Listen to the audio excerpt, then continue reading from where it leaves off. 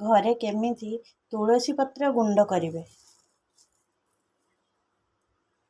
ये देखंतु एथिपई आपण कौन करेंगे तुलसी पत्र को तोली ताको भल भाव धोईदेवे।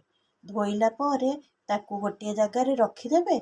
आउ ता उपरे एमिति गोटे जाली थिबा प्लेट घोड़े रखिदेवे जहाँ फल से किसी धूली मैला पड़ पारबनी।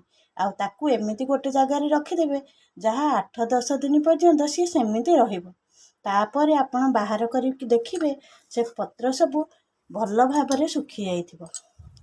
देखंतु मु आपन को देखौते देखंतु ए पत्र केंदे भल भाव सुखी जाइथि। तापर कौन करेंगे ताकू गोटे ग्राइंडर जार नेबे आ ताकू भल भाव गुंड करदेवे।